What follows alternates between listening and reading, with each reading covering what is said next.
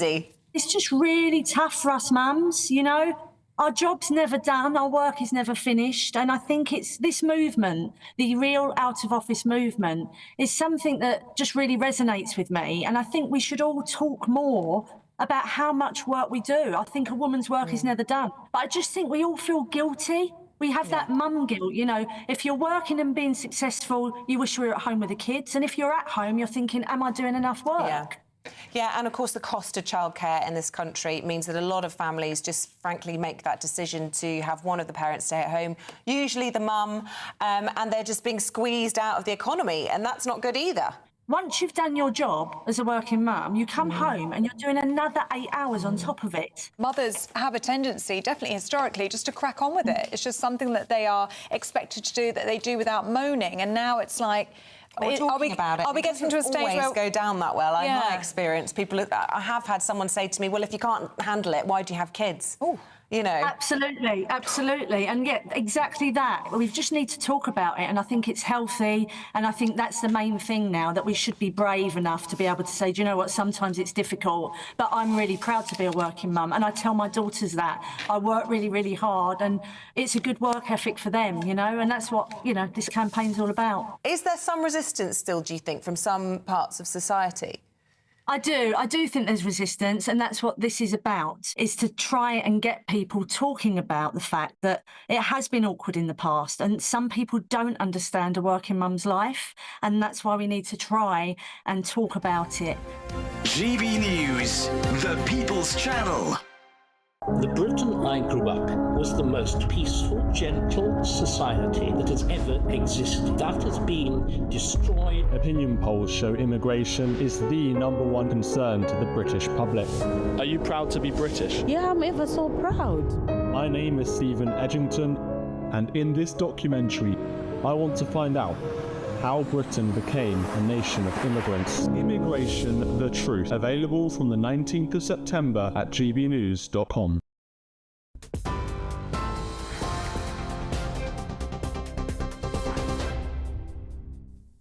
Good evening, I'm Sophia Wensler with your headlines at 11 o'clock. In Lebanon, at least 9 people have been killed and 2,700 injured, including members of the Hezbollah terrorist group, when their pagers exploded today. You can see here footage appearing to show the moment one of the devices exploded. It's being described as the biggest security breach so far in nearly a year of conflict with Israel. Hezbollah claim Israel is to blame for the pager blasts, adding they'll get a fair punishment. Israel is yet to comment. Meanwhile, the Pentagon has confirmed that US Defense Secretary has spoke with his Israeli counterpart today as they continue to assess what happened. Back in the UK, Health Secretary Wes Streeting says the end of a pay dispute with junior doctors marks a first step in the government's mission to reform the broken health service. Members of the British Medical Association have voted to accept the government's offer of a 22% pay rise over 2 years. However, the Conservatives are warning the government not to set a precedent by awarding striking workers with what they've described as bumper pay rises. This morning, Deputy Leader of the Liberal Democrats, Daisy Cooper, told us her party still think more can be done. Part of the answer is pay, but as I say, it's just a first step. What we Liberal Democrats want to see is a really ambitious budget. In October, we want the Labour government to use the budget to be a budget to save our NHS and care services. And as part of that, we want to see an increase in day-to-day spending, not by taxing struggling families, but by reversing the tax cuts for the big banks and closing the loopholes in capital gains tax so the wealthiest pay a little bit more. But we also want to see borrowing to repair our crumbling hospitals and GP surgeries too. Now, in the US, the rapper Sean Combs, also known as P. Diddy, has been denied bail after pleading not guilty to sex trafficking and racketeering charges. The 54-year-old was arrested on Monday in New York on 3 felony charges as he allegedly hit and abused women for over a decade. The music mogul is under investigation after a number of women came forward. Coombs has denied all the claims and his team insists he's innocent and ready to clear his name in court. And finally, the Princess of Wales has returned to royal duties with her first engagement since announcing the end of her chemotherapy. It's her first official meeting since her cancer treatment ended, and it was recorded in the court circular. Her Royal Highness held an early childhood meeting at Windsor Castle in her role as joint patron of the Royal Foundation. Those are the latest GB News headlines. Now it's time for Headliners. For the very latest GB News direct to your smartphone, sign up to News Alerts by scanning the QR code or go to gbnews.com/alerts.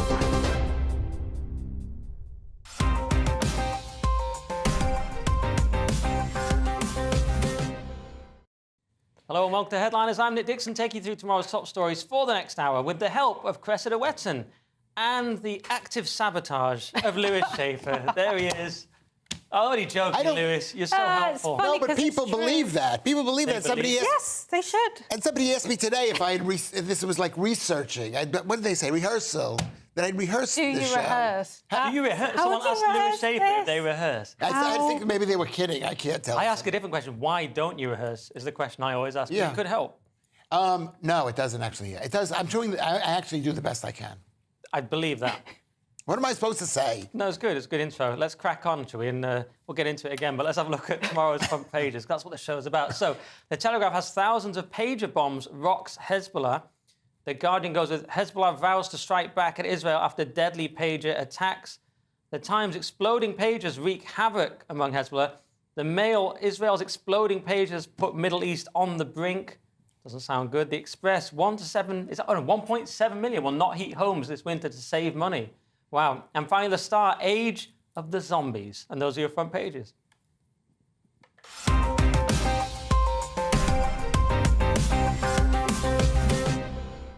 So, Cressida, kicking off with The Guardian. OK, The Guardian. Hezbollah vows to strike back at Israel after deadly pager attacks. So, a load of pagers have exploded in Lebanon. And Israel hasn't released a comment yet, but it's assumed that Israel are behind it by Hezbollah, who have vowed to retaliate.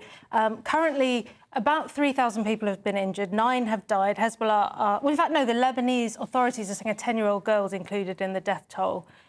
So that's horrendous. But these explosions are relatively small. They're not bombs or rockets. They're pagers that have exploded. Small. Well, what I'm getting at is it's quite an unusual tactic. They're not. It's almost like psychological warfare. All these tiny explosions have gone off. Yeah, you've got to be careful you buy your pagers off. I mean, people are saying they wanted to tackle Israel's surveillance. They moved away from cell phones, like, OK, we've cracked it with these pagers. But Israel was seemingly one step ahead, Lewis. Yeah, first of all, it's not that small, because like 10 people have died already, and like 1,000 or more are injured. And so I think it's yeah. So what was your point? Your point is it's psychological warfare. I think it's brilliant. It's not going to change the war. It's not. I mean, you could say it's going to make people angry. It's going to make these Hezbollah people angrier. But you can't make those people any more angry. They're the angriest people on earth. They hate Israel and they want to destroy. And so it's a part of war. And the reason why this is on the front page of all those newspapers is because it's unusual. It just shows that it's unusual. Surely it's a massive news event with loads of people dying in a war situation. But my point is that this specific tactic is novel, and as you said, they thought they'd avoided the danger of mobile phones, which have previously killed some of their members, and so it feels like an unusual strategy, doesn't it? Yeah. Okay. It doesn't feel like it, Cressida. It is. It's unusual. It's unusual. And women care about feelings more, Lewis. What? Nothing. It was a misogynist joke. Carry on. Sorry. It's unusual. And they said the Iran, whatever it is, the Lebanese Muslims, because Lebanon is a completely divided country, completely destroyed by invasions, whatever, or what the war from 1947. And the truth is that these people are going to have just punishment against Israel. Okay. Like they hadn't thought about it. Well, that's going to be the question. What comes next? Let's move on, because this is always so hard for us as a comedy show to do those stories. You never know how to do it. So let's do the Telegraph then, Lewis. Yeah. This is teachers allowed to work from home. This is the Daily Telegraph. And teachers are, when I heard this, I just laughed. But how can a teacher work from home unless you're doing, you don't need the school system. But this is Keir Starmer and the Education Secretary, Bridget Phillipson. She says that we're losing a lot of mothers who can't work. And you know how labor is. They're just all concerned about people who don't really work. And so they're going to allow teachers to work from home. And the truth is that working from home, Labour thinks working from home is more efficient. Then, they've got. Can I finish my show? Can you make your show? Point? Did you say joke or show? Oh, your joke. Go on, finish your joke. Labour thinks working from home is more efficient. Yeah, more efficient than not working from home.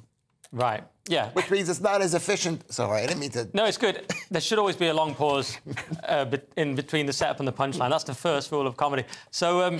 Yeah, I mean, it is absurd, isn't it, Cressida, the idea that work from home is better? It's obviously not better. It's nicer because you're at home. I think they would say that the idea is if they're losing lots of women who want to go and have babies and not be at work at all, they would rather have this sort of halfway house thing. But what are they picturing? Like a woman at home holding a baby and doing the marking at the same time?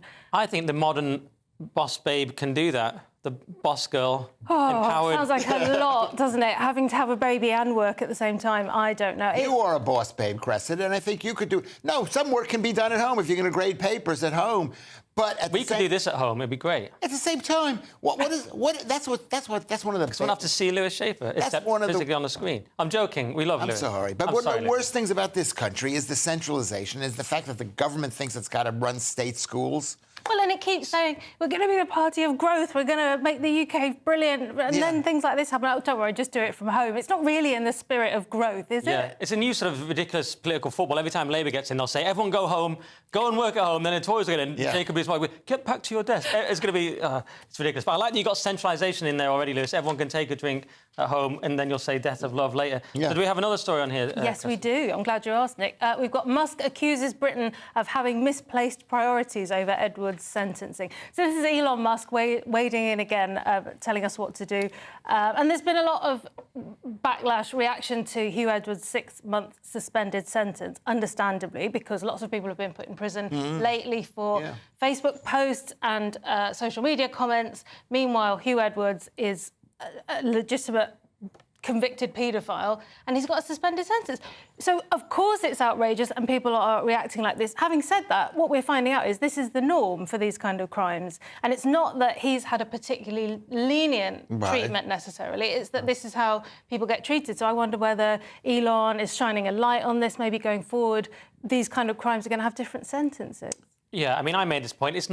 Maybe it's not two-tiering in terms of these identical sentences, but it's two-tier in the sense that we see how people for other crimes, where there's a political element, get punished far more harshly. And this guy, Peter Sweden, pointed that out. He said, unbelievable, a BBC presenter just avoided jail time for binding paedophile images. Meanwhile, Britain sent a man to 32 months prison, it's not great English, for a satirical post about the riots. And Musk then said misplaced priorities. So that's what the story is about. It's a bit embarrassing, really, because all Musk said was misplaced priorities. It's like, oh, my God, Elon Musk commented. It's big news.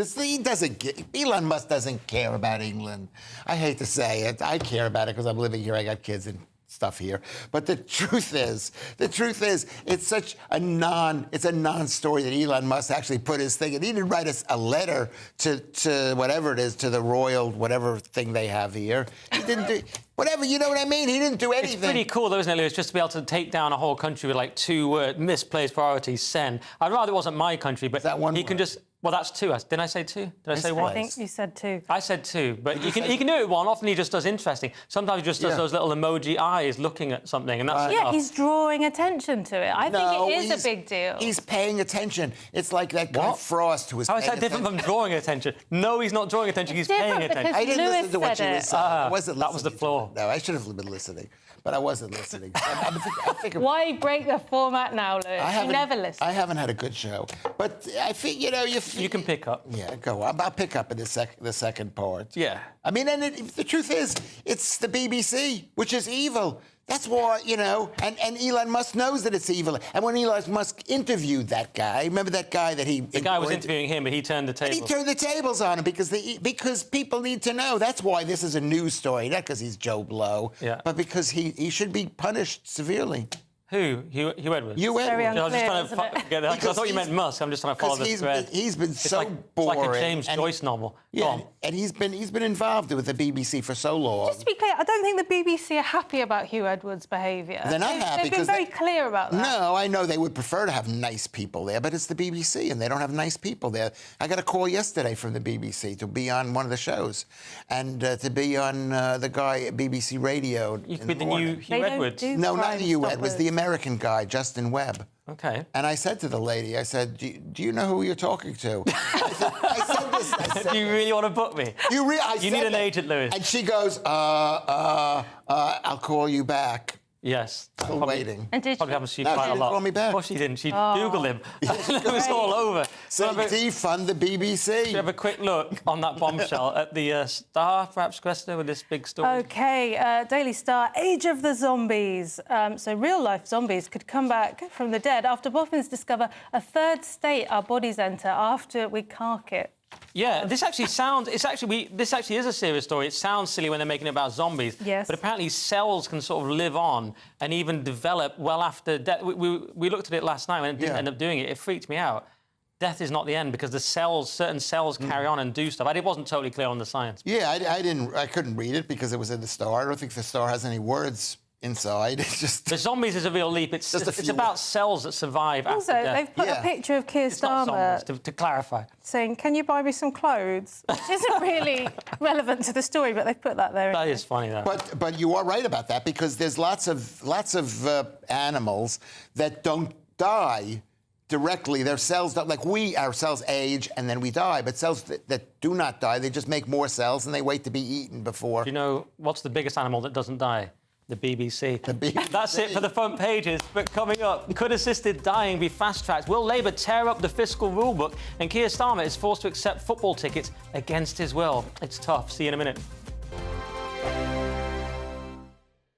This is GB News, Britain's news channel. Many happy memories, and 9 in 10 Brits say certain foods evoke feelings of childhood nostalgia, with the mousse-like powdered dessert, Angel Delight, the most loved. Joining us now... I'm surprised by that. Yeah, what, Angel Delight? I'm surprised it's number one. Yes, very surprised. Well, to talk us through all of this is creator of the Crazy Sexy Food podcast, Hannah Harley-Young. Morning. Hi. I've brought a selection of things that really define my childhood, particularly the Viennetta ice cream.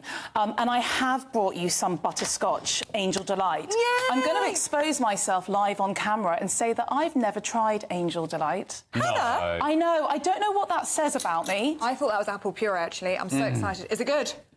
Here we go. My goodness. Did I make it okay? Oh, yeah. But to be fair, Hannah, it's not that hard to make. Well, what is it, though? That's what's so funny about Angel Delight. It's chemicals, isn't it? It's just chemicals in a bag. I mean, it's a load of additives, which, I mean, one thing that's also really interesting about all these nostalgic foods when you look at them is that a lot of things have been discontinued over the years. Oh, dear. So it makes you wonder, how did this one kind of get through the cracks? Angel Delight came out number one, didn't it? It did come out as number one. And also sort of in the top 5 was fish and chips, something I still eat today, fish fingers, still a staple of my diet. Mr. Whippy, in that same survey, they said that 95% of people find that a taste from their childhood will take them back more than looking at a photo. And that's something that's really interesting for me, and it's the basis of everything that I do, and the reason really why I set up Crazy Sexy Food, or one of the reasons, should I say, was that I love this concept of memories of food. You know, I've interviewed hundreds of people over the past 5 years, and when I get to that question, you actually see their face relaxing, and there's something that it evokes emotion. GB News, the People's Channel. I'm Christopher Hope. From pop stars to politicians, I'll interview anybody in a pub who's got a political opinion. Join me every Friday on Spotify, Apple Podcasts, YouTube or gbnews.com, or wherever you get your podcasts. This is GB News, the People's Channel. In the GB Newsroom, we bring you the news as it happens. With our team of dedicated journalists across the UK. We're ready to keep you up to date with what's happening every half an hour, every single day. Bulletins here on GB News. The People's Channel. Britain's news channel.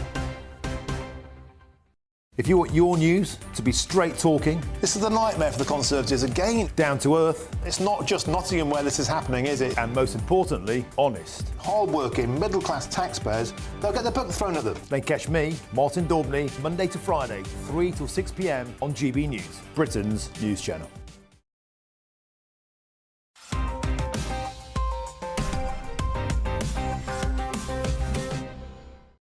Welcome back to Headliners. I'm Nick Dixon, still here with Cresta Wetton, and tragically with Lewis Schaefer Just kidding. We love Lewis. Let's do the Mail. And Starmer could rip up the fiscal rulebook. Well, it worked out pretty well for Liz Truss, Lewis. Yes, and this is Keir Starmer could rip up the fiscal rulebook to borrow an extra £20 billion, despite warnings his downbeat approach to dealing with the budget is damaging Britain's economy. Of course it's damaging Britain's economy. It's Labour. That's their job, is to Labour. I remember my councillor said to me, she said, we're not very good with money. My Labour councillor said, we don't really care about money. But the truth is they're saying that they want to do new fiscal. The old fiscal rules said that you could borrow 20 million more pounds if it looked like more money was coming in. But this, he says, we're going to borrow it anyway because it's an investment. This guy, Keir Starmer, is big on investment. I don't know how he describes investment. He builds a road. Is that an investment? I don't think it is. Investment is when you spend money to bring more money into your coffers, right? So if you can spend 20... Well, he's packaging this up, this 20 billion, as if he's doing something responsible. He's saying we're dealing with it now instead of kicking it into the long grass. What are you talking about? You're kicking it into the longer grass. You just racking borrowing, it up. yeah. What are you talking about? I mean, that's pretty basic economics, isn't it? It's still borrowing money, and borrowing money you've got to pay back. Exactly, Lewis. Right. And so this is Keir Starmer. This is, I mean, you know me. Have I been negative about Keir? Yes, I have been. He's horrible. Isn't he horrible? I mean, to be honest, I do agree with you, Lewis. Or is that too scientific? It's fair. I mean, but for balance, he's not horrible. I don't know. But he's saying if it promotes economic growth, it's in the yes column. If it's inhibiting growth, it's in the no column. It's that simple. Yeah, but it's not across the board, is it? They're doing all these other things, terrifying billionaires to leave the country and all the rest of it. So they can't say that. And then they've got the foot on the gas and the brake at the same time. Well, kind of both on the brake. Yeah, I mean, I'm a layman with economics, but I always think, well, does that mean you're going to lower taxes? But it doesn't mean that. He just means he's going to borrow loads of money. But he wants to do... He's saying Liz Truss had unfunded commitments for tax cuts. He's saying unfunded commitments for spending are just as bad. So he's going to spend a load of money, which at least, everyone knew Labour would, but it's going to be funded or something. I didn't understand it. Did you understand it, Liz? But funded by borrowing. Yeah. Funded by borrowing. He says, I don't know. I don't know. He's talking about, I don't know. I don't understand these stories. The economy is... I'm looking to Lewis Schaefer for help on economics. That's when I've hit rock bottom. Rock bottom. I wouldn't... I'm better on the personalities. Even I would listen. Velikovsky I'd listen to, maybe. Velikovsky, that's your second drink of the evening if you're playing the Lewis Schaefer Velikovsky drinking game. Yeah, but the truth is if it brought money into the country, like let's say you're building a port where your ships are going to be sending stuff out to bring money back in, and you need a port to get the ships, that's an investment. Speculate to accumulate. Yeah, that's not... No. OK, since we're woefully unqualified on that story, let's do the Express. And that horrible predicament where you're forced to accept hospitality tickets to your favourite football team, Cressida. We've all been there.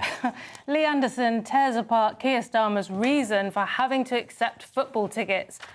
This is brilliant. Lee Anderson's ripped into the Prime Minister, Keir Starmer, over claims. Keir Starmer's saying he had to accept these hospitality tickets because he couldn't possibly sit with the great unwashed because somebody like Lewis Schaefer might come up to him and talk to him, possibly about politics. It could get very nasty. And Lee Anderson's done this sort of salt of the earth. Now then, look here. I go to the football and I chat to people and you could do the same. And, I don't know. Do you think it's really true that he can't go and stand with Good people question. at the football? Some people did shout a naughty word at him recently as he passed by. He might be worried about that. Then again, old Rashid Sunak was out there in the crowd. He was pictured at, I don't know what game it was, but he was out there in the crowd, unmolested, so to speak. Lee Anderson, he, as you said, I stand at Forest in the 700 quid bet, and he's standing, not sitting. Yeah. And so why can't Starmer do it, Lewis? Is it like Cressida says, he's worried about someone telling him what he's like? I think like all Labour people, why do they wind up with so much money? Why is Pelosi, why does she have money? It's all the free glasses and clothes. It is. It's all that stuff. And I think at the end of the day, Labour hates the people that they're supposedly serving. So if someone comes to them and says, we'll give you something, it's like it means more. When you do it to a Conservative, he says, I got my own money. But they...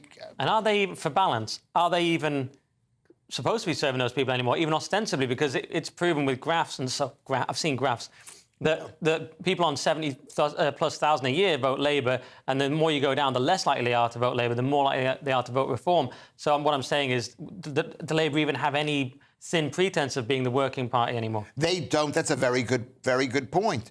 The truth is, so maybe he's doing this to keep, maybe he's winning votes by taking the money. But I will be really fair. Do you know what, Lewis? I feel bad. I've got to be really fair to Starmer and give actual balance, because he's claiming he's a massive Arsenal fan. He can't go into stands for security reasons. All these people want to, looks like Trump. He's a big target, and therefore he can't turn. He'd have to turn down the hospitality and say, OK, I don't even want the executive box, because that's wrong morally, and I can't be in the stands either. Why can't he buy the box? Is that not? I don't know football. Isn't that an option?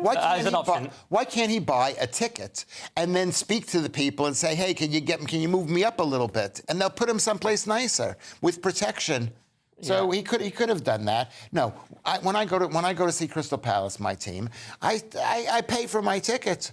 I find that hard to believe. Lewis Schaefer pays for his own ticket. I give my good friend Tristan like £34 or whatever it is, 32 And you sit in the normal seats? I sit in the... Well, actually, I stand. In the one section, we're allowed to stand. Keeping it real. Crystal Palace. Lewis Schaefer, keeping it 100. All right, let's do the mail. The people know. And following his brutal winter fuel policy, Keir Starmer explores new ways to kill old people, Lewis. Oh, yeah. It is a serious story, but that's the link. It is a serious story, but it's funny because sometimes the last time I was here, I had like 3 trans stories. This is like MPs could be given vote to legalize assisted dying by Christmas, as Keir Starmer repeats his promise to campaigner Esther Ranson, who I don't know about, but she was quite famous a few years ago, I think, as an actress, and she's like gung-ho. She's a national treasure. She did a talk show about having a heart of gold. A heart of gold. Well, she doesn't have a heart of gold because she's still alive. If she had a heart of gold, she'd be dead. The point is, this is what Labour is all about. It's all about death, death, death. It's promoting death. If somebody doesn't want to be living, if their life is so bad that they have to sit next to Lewis Schaefer a couple of days a month, if it's that bad, then they die. People just die. If they lose their husband in an accident or something, they die next. Oh, no, Lewis, I'm pushing back on this right now. People got upset last time you said this. That is not the case. People do not voluntarily lose their lives without doing something about it. Look, I'm enormously compassionate to this. Lately, they've been talking about it's only an option if you've got 6 months to live, which makes it sound much more palatable because it doesn't mean that people with depression or those kinds of mental illnesses would be able to use this service. However, it does feel like a slippery slope. I'm a slippery very slope. Uncomfortable. Yeah. And, they start out with 6 months, and then they say, oh, let's make it 5 months. And then they say it's somebody who's going to die, and someone who feels like life is not worth living. And look at what's happening in Canada. I think it's like the second largest cause of death in Canada. You can Google this. I don't know what it is. It's massive in Canada. I mean, it's very serious. Someone in pain at the end of their life, I have massive sympathy. But, as you say, in Canada, a man died because he was autistic and being bullied. They said, yeah, you can have euthanasia. And I've said it before, a woman who had fibromyalgia, later turned out she was just poor and wanted to die, and they euthanized this person. And they're just doing it to thousands of people in Canada, and I see no reason that wouldn't happen. Matthew Parris already wrote an article saying, hey, look, if you get a bit older, it should become taboo that you're sort of hanging around. So you see how very quickly it becomes dystopic. In a secular, materialist, utilitarian society, there's nothing to stop us going too far. The only pushback because on those that... people that they're killing are white people. It's inherently racist. They don't even... Sorry. Yeah, the whole thing is racist. Will you back this up? What was your point, Preston? I look forward to that graph. It's the same thing with the fuel allowances. Who are being punished? The older people who are like all white, because this country used to be a white country, I've been told. And that's what they've done. I want to hear your explanation for this. Well, I don't have an explanation for your mental point, but I do have my own point, which is that in the previous vote in 2015, it didn't get through 330 votes to 118. So it was very unpopular a few years ago, and it looks like it's becoming more popular with the people. So we can't keep arguing, even though we don't like it. There is this kind of democratic element where it's like the tone of society is just moving towards this, but which is really difficult. They manufacture consent, don't they, by telling everyone how great it's going to be. People don't realise. I've seen a lot of people on my Twitter, anecdotal evidence, fair enough, saying, look, I am in favour of this in principle, but I don't trust Starmer's Labour to do it because look how they've treated people with winter fuel and so on. Especially because Starmer's Labour it's a death cult. It's about abortion. It's about this kind of thing. It's about giving people COVID jabs that are killing people. The whole thing is about getting rid of the people that are living here and placing them with people who are working harder than those old dead. OK, and for balance, I disagree with whatever Lewis said there. So let's do the Independent. This is a horrific COVID vaccine story, Preston. Yeah, young man dies weeks after receiving COVID vaccine he was wrongly invited to take by NHS. This is a horrific story. This is a man called Jack Last who died after having the AstraZeneca COVID jab. And at the time, this wasn't approved for people under 30. So the article makes quite a lot of that. But there's also a lot of failures that happened to him. So once he was made ill by this jab, his family felt that there was a lack of urgency in the way that he was treated, getting his CT head scan, which eventually revealed that he had blood clots. But it was just, he wasn't dealt with quickly. He lost his life. And one of the things that's come out is that part of the reason he may have had the jab is because the NHS had too many of these jabs and didn't want to waste them, wanted to reduce wastage. So it was sort of pushed on him, even more so than it was being pushed on people generally. So it's just a really horrendous case. Yeah, absolutely disgusting. Yeah, as you say, they had a new batch. They wanted to. It was going to expire. It was a batch that was going to expire. They wanted to use it up. They didn't care at all about him. It was all about their systems and getting rid of these batches of vaccines. And he got these invitations to take it, and it took a lot of willpower to ignore all. I ignored all those invitations. Maybe that's why I'm okay. And this guy very sadly isn't, because he listened to the system. And what a terrible indictment of the system. If you listen to it, this kind of thing can happen. What do you think, Lou? I agree with you 100%. The NHS lied. I'm not going to take any pills ever again. And this is the thing. This was early. This was 2021. This is when they were giving out these medications towards the beginning of 2000. That's when they started. And this is from what I got. And you can tell me I'm wrong, but they had this batch, and they said in a couple of days it's going to run out. So they gave it to this guy because they wanted to get rid of it. But they didn't think that this AstraZeneca vaccine was dangerous.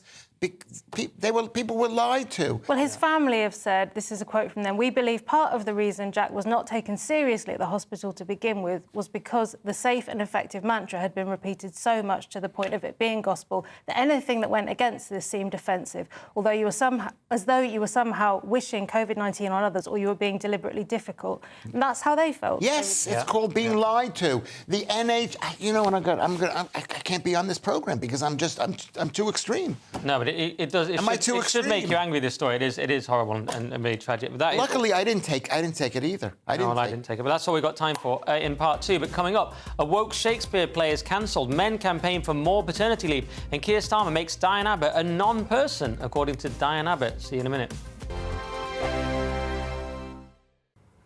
Hi there and welcome to the latest forecast from the Met Office for GB News. Dry for many of us over the next 24 hours with clear skies, although overnight it will turn somewhat cloudier in some places, notably towards the south and southeast because of the winds coming in around an area of high pressure and arriving from the east. Those easterly winds will increase the cloud overnight across East Anglia, the Midlands and the southeast, eventually reaching parts of East Wales by the early hours. Further north, we lose the cloud across northern Scotland, but under any clear spells across Scotland and Northern Ireland, as well as Northern England, a few mist and fog patches could form by dawn. However, it's across southern parts of the country where we'll see the cloudiest skies. Away from the cloud, a chilly start once again with temperatures in the single figures, but under the sheet of cloud, a milder start compared with Tuesday, albeit with grey skies. The clearest skies will be across Northern Ireland, Northern England and much of Scotland. In sheltered spots, away from main urban areas and away from hilltops, temperatures could be as low as 3 to 6 Celsius, and any mist and fog could last until 9 or 10 a.m. before disappearing. Once the mist and fog does disappear, Scotland, Northern Ireland, Northern England sees once again a beautiful sunny day, and across central and southern parts through the afternoon the cloud will disappear back to the east coast where it could linger in places, and then another sunny day is expected for the vast majority. 24 or 25 Celsius possible in places, feeling warm in the sun, but there'll be less sun around on Thursday morning, a bit more cloud across eastern, central and southern England as well as East Wales. Once again, that cloud should retreat back to the east coast through the afternoon, but in some places it could stick around for most of the day. Friday, plenty of showers developing across England and Wales, drier and sunnier further north. Welcome to State of the Nation, daily plunge into the stories shaping our country. I'm Jacob Rees-Mogg, and Monday to Thursday we bring you the insights, the facts, the truth about how our country is being governed. Because what happens in Downing Street matters down your street. Tune in to State of the Nation every Monday to Thursday, 8 to 9 o'clock. Only on GB News, the People's Channel. Britain's news channel. The Britain I grew up in was the most peaceful, gentle society that has ever existed. That has been destroyed. Opinion polls show immigration is the #1 concern to the British public. Are you proud to be British? Yeah, I'm ever so proud. My name is Stephen Edgington, and in this documentary, I want to find out how Britain became a nation of immigrants. Immigration, the Truth. Available from the 19th of September at gbnews.com.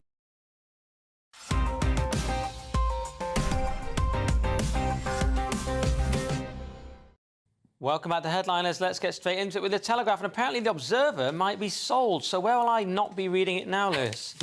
Yeah, this is The Guardian in talks to sell The Observer to former BBC News chief. And this is a very interesting story because I think it's showing that the people who own the Observer, which is The Guardian and the Guardian Trust or whatever, the Scott Trust thing, they're not doing that well. And that The Observer, which is published only on Sunday because they're a bit lazy, they can't publish for the rest of the week, they have only 105, don't laugh at that. They have only, are you laughing? No, I'm laughing at it, but not at the joke. I'm laughing that you said it. I can never tell with you. You just always seem like you're always so upset at me, like every other woman. And, well, it's true. So like maybe a pattern there, Lewis. It's every other one. I guess it is, but I didn't mean it to make her upset. This is The Guardian, and the Guardian had bought The Observer about 30 years ago, and now they want to sell it for money, for about £25 million, and to maybe not make the loss that they were making. Right? Yeah, sorry, I'm just laughing at, like, news with Lewis Schaefer. I didn't mean to make upset. This is The Guardian. It's like the transition there just threw me. Go on, Kristen. I just want to draw attention to this. George Orwell described The Observer as the enemy of nonsense. We're excited to show readers, old and new, that it still is. I don't think George Orwell would be reading The Guardian in its current form and feeling that way. No, indeed. He would be going, oh, my novel was bang on. And he'd be looking at The Observer as he said it. I mean, absolutely shocking. And it does show you there was a time when the left-wing media wasn't completely absurd. I remember, actually, take the Iraq war marches. The left-wing media were reporting it accurately, that, 1 million people were marching in London. Meanwhile, the police were playing it down. And actually, you're like, oh, they used to tell the truth sometimes. And now they're just, what's happened to them? What's happened to them? They're on the Team World side. Click the box there. Take the drink. Yeah, take a drink. They are all about preserving this whole thing of, like, let's get rid of the indigenous populations of countries. Let's destroy nations. Let's have one nation, the German, French, American left nation, and take over the world. So was it really about the left taking over the establishment, thus left-wing papers became, instead of challenging the establishment, they became about parroting its most absurd talking points? No, they are the establishment. The Guardian and The Observer slash... No, you didn't say that. They're not parroting. I thought that's they are the propaganda arm. Oh, I see. Okay. I think it's even closer than that. It's even closer. And the fact that that a former BBC news director, is buying and wants to buy The Observer. He's a guy, like a government employee, basically, working for the BBC, and he's got enough money to do this. That's not... They're probably all on a similar ideological spectrum. Anything else, question on this? No, I think you've nailed it, Lewis. We've nailed that one. Let's do the Mail, then, with a story about A Midsummer Night's Dream, which reminds me of the famous quote, if we shadows have offended, cancel the play immediately. Nice. Shakespeare play is axed after director refused to remove pro-transgender and pro-Palestine references in new take on A Midsummer Night's Dream. I went to see A Midsummer Night's Dream at Kew Gardens this summer, and it was brilliant, and they didn't touch it. They just left it as it is. And really, when you look at the plot of A Midsummer Night's Dream, it's essentially about sexual assault by today's standards. There's a lot of... You mean bottom and all that? Yeah, giving people potions so they'll do things they wouldn't have done otherwise. And I thought I was enamoured of an ass. Yeah, exactly. And but they didn't alter the script, and it was brilliant, and I thought it was really, really good. On the other hand, this director, Steph O'Driscoll, known for her work in London's Royal Court Theatre, had a bit of an issue because she's put some very political stuff into her version. And of course, I would argue for her in that she can do whatever she likes. I'm all for creative freedom, but there comes a point where you're like, well, is it still Shakespeare then? Yeah. His version definitely wasn't pro-Palestine. Yeah, I don't remember the pro-Palestine, pro-trans bit. You could say, yes, there's cross-dressing in Shakespeare, but there isn't any of this sort of from the river to the sea, I didn't know. Ill met by moonlight, proud Titania. From the river to the sea. That didn't happen, Liz. Well, you know what? You don't know. They don't say exactly where the phrase "Free Palestine" or where trans rights was in the thing, so you don't know when it was. Well, I think they added songs. I think there was there's not even songs in the Midsummer Scene. Why are there songs in there? Does Bottom do a song? I could be wrong about that. But you know what? People are allowed to do anything. The great artists steal. You know, they're great artists. But the truth is these two things do not go together: trans right and Free Palestine. I think the Gazan people are not so gung-ho trans rights stuff. How dare you, Liz? So, Queers for Palestine is a legitimate movement. So but even if it isn't, she's allowed to make something that's incoherent to you. Sometimes you make things that are incoherent to other people. And you know what? The people out there hear what I say. Because so the management, the one thing I sympathise with is that they tried to shut it down after the preview. They said you've had all these months, and then they saw one preview, and they sort of whoever was running it went, well, change all that, and they were like, well, no, it's too late. You could have changed it at any point. But then the director walked out, and the whole thing just fell apart, right? Well, you don't know what the real thing is. It might be that this is how they get attention for the play. Now we're paying attention to this, and we're all going to go to this theatre in Manchester. We're totally going to watch it all together. So cynical. Yeah, we're not going to. Let's do the Telegraph. And GPs are only working 26 hours a week. I think I speak for all of us who mouth off about the news for a living when I say lazy buggers. Yes, I would say lazy buggers. And I didn't even read the story. It was too painful to me, the idea that they were. It wasn't too painful, because I know what it's like to work 26 hours a week. This isn't just an individual person, but this could be what do you call it? A whole surgery, as they call it in this country, is working on average, each person. They have a contract with the government, the NHS, to pay people to work for, I think it's 30 hours a week, and they're working 26 hours a week. But the truth is, you don't need to go to your GP. You don't need to go, because your GP, obviously the GP doesn't want to see you, because the GP doesn't have an answer to your question. You go with diabetes, they can't say to you, stop eating sugar and just become healthy. Look at Louis Schaefer, had diabetes, gout. I had plantar fasciitis. Of course they don't want to work. Who wants to work? What am I saying? No, well, I'm surprised anyone does do it, to be honest. It's quite a hard job, and we're in a low-trust society where things like giving blood have gone down. No one really cares. I'm quite amazed anyone even is a doctor. But then again, they're working less than they used to. What do you think, Cressy? Well, when you hear about somebody avoiding burnout, the problem is that's very subjective, isn't it? And you know, you immediately jump to, well, imagine what it was like for coal miners in the 19th. You know, how do you measure that? How do you measure whether or not it's an appropriate number of hours? I think it's very hard to say, but given that the backdrop to this is we're not having enough people seen by the NHS, and there's people calling for pay increases to be linked to performance, it doesn't seem in very good taste. Yes, I only work 3 nights a week, but it's with Lewis, so you have to kind of adjust. It's like dog years. You have to kind of, they feel a lot longer. Go on. So maybe that's what it is. The truth is that most GPs can't do anything because they don't have the right answers to these questions, and because your pills and the things don't help. So of course they're burnt out. Okay. Well, I want to do this one in The Guardian. And Diane Abbott has accused Starmer of treating her like a non-person. What did she expect from Keir Starlin, Cressida? Nice. Thank you. Diane Abbott accuses Keir Starmer of treating her like a non-person. So this refers to the period of time where she was on suspension. She wasn't in the party. She'd been suspended for writing her letter where she said that people, I think, of Irish and traveller descent hadn't experienced racism, they'd experienced prejudice, and this all backfired, and she was temporarily in a lot of trouble for that. And then Frank Hester, the Conservative donor, came along and said some really awful things about her. He said that when he looked at her, you just want to hate all black women and that she should be shot. Terrible things to say. And she's now complained to Newsnight that Keir Starmer didn't sort of support her enough. And maybe that's true, I don't know, but there's a bit of me that's like, they were on a break. Because, like, you know, it's not that she doesn't have support around her. She talks about her friends and everything. What do you think? Should she have... My take is mixed. It's one, she said the letter was ill-advised. I think they are sidelining her because that's not the direction the party wants to go. However, this guy's saying she should be shot. This is a colloquialism. We're all familiar with it. It's not literal. For Diane Abbott to then say, if someone was threatening to have you shot, you'd have felt your party would have offered you more support. He was in no way threatening to have her shot. That said, they could have said, are you OK or something, but he was not threatening to have a shot. That's silliness. But I do think they are sidelining her. No, it's ridiculous. The truth is that she was Keir Starmer's opponent, Jeremy Corbyn's right-hand person, and of course you're going to get rid of her, whatever she said. So of course they don't like her. She didn't show up for that. She had there was a vote that she didn't even show up. Remember the vote that they needed her to show up, and she didn't show up in Parliament or something. She's.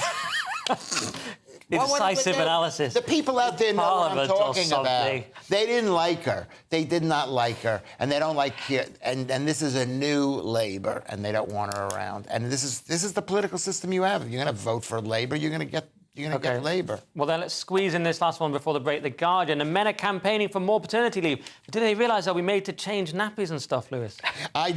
First of all, I don't think that it's not even about that, because this is a non-story. Campaigners tie baby slings to statues to call for a better UK paternity leave. And there's this group called Dad Shift, and they're saying men don't get enough paternity leave. But the truth is that men don't want to go on paternity leave. They don't want to stay home with the kid. They don't want 104 pounds, 84 pounds a week for a month, they don't want to. And women don't respect it. I remember the mother of my own children, she's telling me she didn't respect that I stayed home to look after the kids. They don't want you to look after the kids.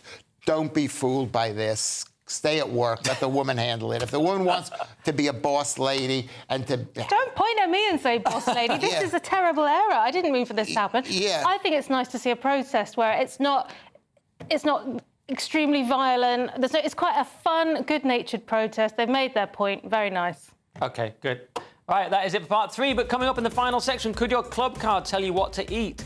Job interview red flags, and will a pint of beer become a 2/3 more decline in the country after this? This is GB News, Britain's news channel. 70% of population will make a judgment on someone just by looking at them. And within 2-3 seconds, we make a decision if we like someone or not. Really? Is it that quick? So it's actually very, very fast. So before we have a chance to kind of express what we want to say, our subconscious mind is kind of looking for clues. So you look at someone and you look at their, for example, I don't know, the watch they're wearing, maybe the makeup. I spent literally my whole childhood learning, being absolutely mesmerized by my mom's ability to choose different style of clothing for different style personalities. British definitely take a pride in their appearance. They do spend time to look good. There is a lot of amazing British designers. For me, it was always about that feeling that I've learned from my mom's shop, how the people were living, buying certain things. And I was like, oh my God, they look happy. They've got this big smile on their face. My main objective always was to make people feel good. So now as a stylist, I help them to go through style therapy. I help them to discover colors that are good for their colors that they wear them close to their face, but also it sets the tone for their wardrobe. And then we look at the outfit formula. So it's, yeah. When I look at Ellie's dress sense, I was just thinking, OK, she likes to be polished. I do like to be polished. Exactly. Elegant, timeless. I look at the reference to the dress you're wearing today. It's that kind of Chanel, black and white, timeless, never go out of fashion. So for me, it's about, it's not the trends, but how you would like your personal style to be and how timeless it can be. GB News, the People's Channel. I'm Christopher Hope. From pop stars to politicians, I'll interview anybody in a pub who's got a political opinion. Join me every Friday on Spotify, Apple Podcasts, YouTube or gbnews.com, or wherever you get your podcasts. This is GB News, the People's Channel. Join me, Nana Akwe, for an informative, interactive news programme with a difference. It's fun. No, he didn't say that, Dave. I'm so surprised. I think there's an element of truth to that. Join me from 3 p.m. every weekend, only on GB News, Britain's news channel. Weekdays on GB News. Wake up to breakfast every day from 6 a.m. Followed by Britain's newsroom at 9:30. At noon, it's Good Afternoon Britain. Followed by Martin Daubney from 3 p.m. Only on GB News, the People's Channel, Britain's news channel.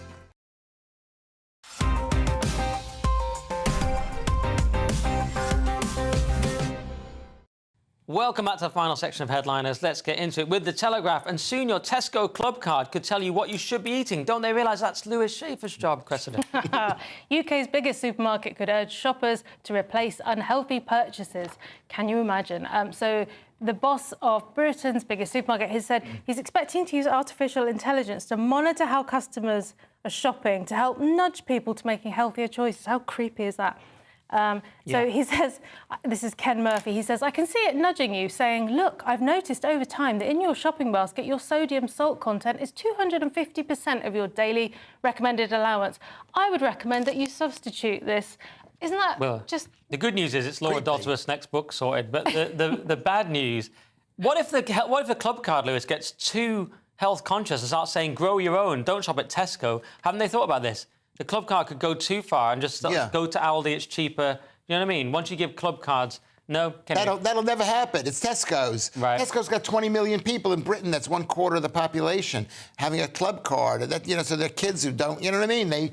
This is so... It'll never happen because the thing... Because 90% of the stuff in Tesco's is not appropriate for eating. The only thing that's appropriate for eating is the meat and the eggs. There it is. and not barely the milk, whatever, and the cheese. But I would argue for the vegetables.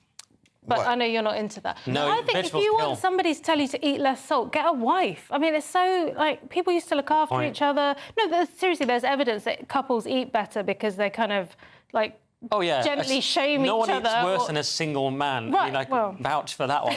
But like, no, unless you like... I ate them. No, I wasn't. Except for Lewis Schaefer, of course, who eats things with bleeding.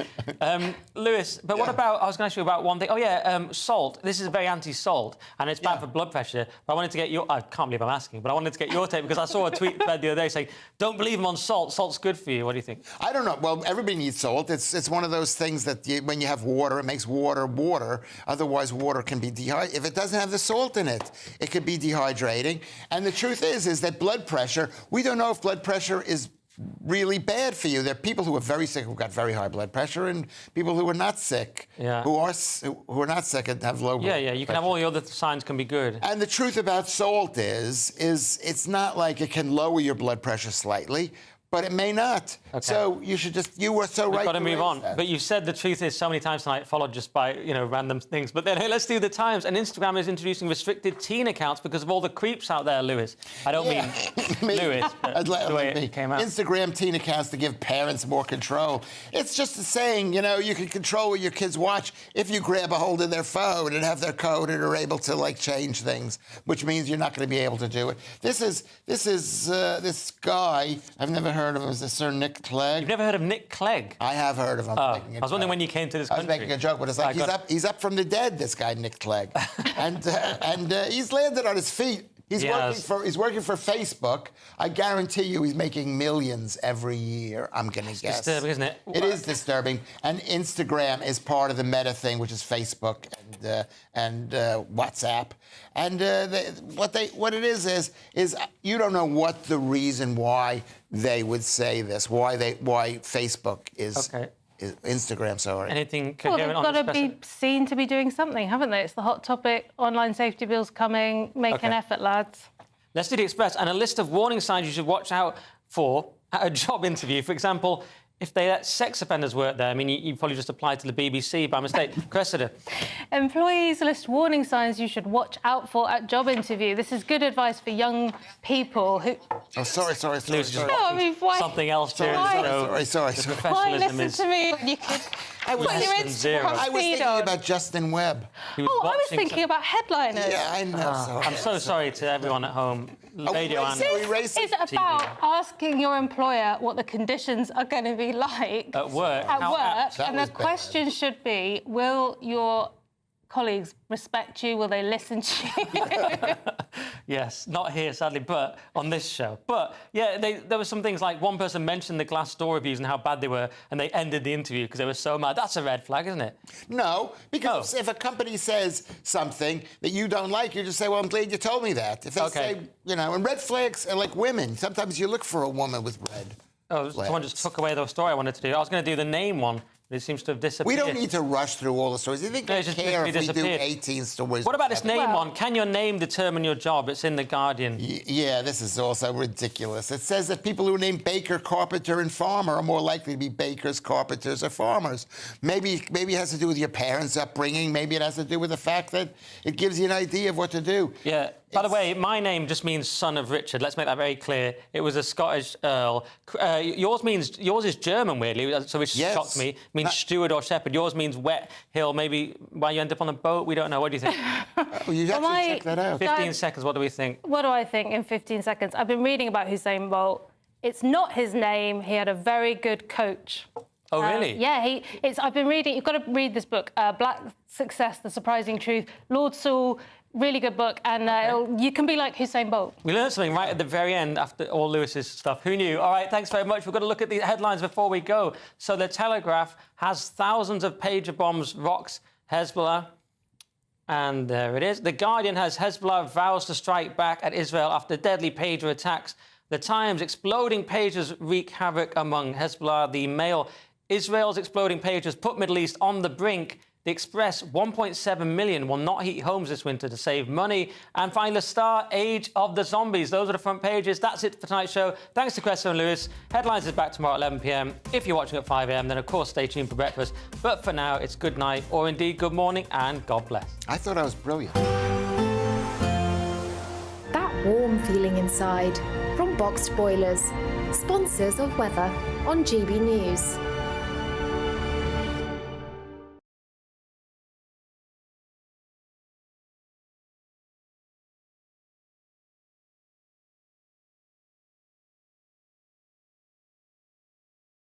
A brighter outlook with Boxed Solar, sponsors of weather on GB News.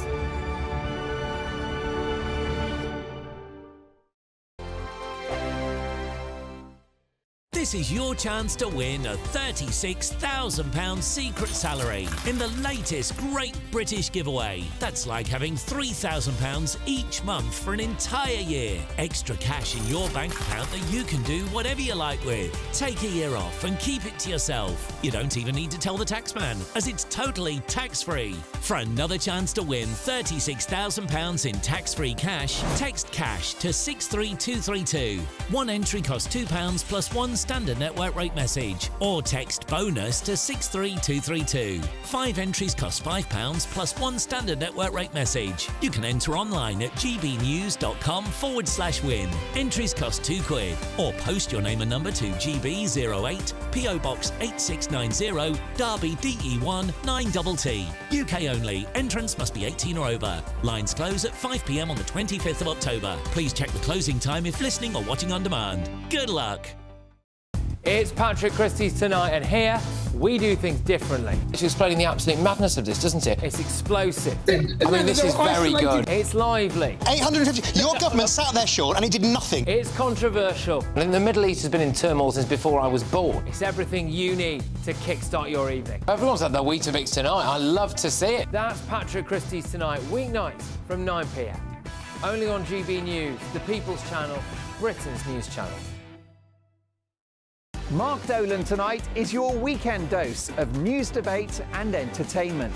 This sounds like a wild conspiracy theory. Don't miss My Big Opinion. Mark Meets and My Take at 10. Democracy is a funny old thing. And we don't do boring, not on my watch. I just won't have it. Let's go and get another glass of that bubbly. You've earned it. That's Mark Dolan Tonight, Saturday and Sunday, 9 to 11, only on GB News, the People's Channel, Britain's news channel. The Britain I grew up was the most peaceful, gentle society that has ever existed. That has been destroyed. Opinion polls show immigration is the #1 concern to the British public. Are you proud to be British? Yeah, I'm ever so proud. My name is Stephen Edgington, and in this documentary, I want to find out